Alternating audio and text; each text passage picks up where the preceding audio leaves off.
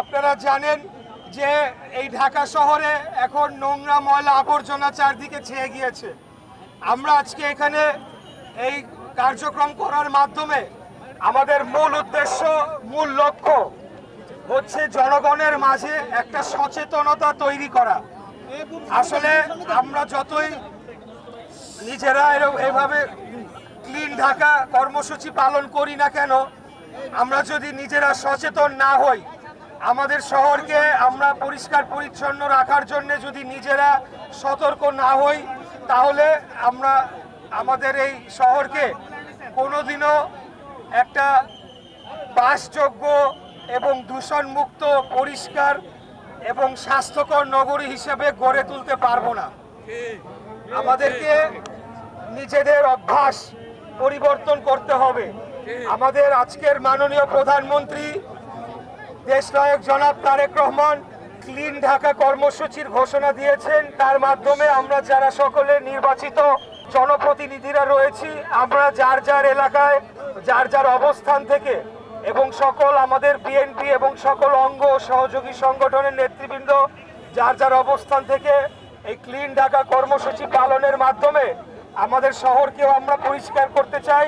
পাশাপাশি আমরা জনগণের মাঝে আমরা কিছু জনসচেতনতামূলক বার্তা ছড়িয়ে দিতে চাই। আমাদেরকে নিজেদের শহরের প্রতি নিজেদেরকে টেক কেয়ার করতে হবে। আমরা যখন অনেকেই দেশের বাইরে আমাদের যাওয়ার সুযোগ হয়েছে, দেশের বাইরে যখন যাই, প্রবাসী ভাইরা রয়েছে, ওই দেশে গিয়ে কিন্তু আমরা তখন ঠিকই সেই দেশের নিয়ম কানুন মেনে চলি। আমরা রাস্তাঘাট পরিষ্কার রাখি, রাস্তাঘাটে ময়লা আবর্জনা ফেলি না। আবার আমরাই যখন আমাদের নিজেদের দেশে আসি, তখন আমাদের অভ্যাস আমাদের পাল্টায় যায়। আমার নিজেরও হয়, আমার নিজেরও বহুবার হয়েছে, মনের অজান্তেই আমি হাতের ময়লাটা, হাতের টিস্যুটা, হাতের প্লাস্টিকের প্যাকেটটা রাস্তার উপর ফেলে দিয়েছি, ড্রেনের উপর ফেলে দিয়েছি। আমাদেরকে এই ধরনের অভ্যাস পরিত্যাগ করতে হবে।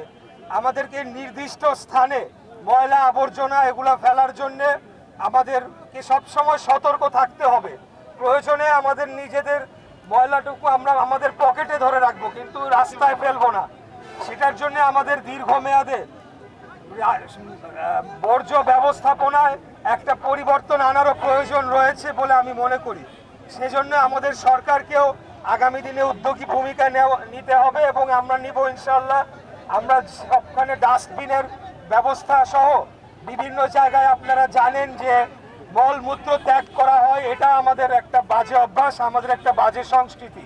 আমাদের পর্যাপ্ত পরিমাণে পাবলিক টয়লেট তৈরি করতে হবে, বর্জ্য ব্যবস্থাপনার নির্দিষ্ট স্থান তৈরি করতে হবে।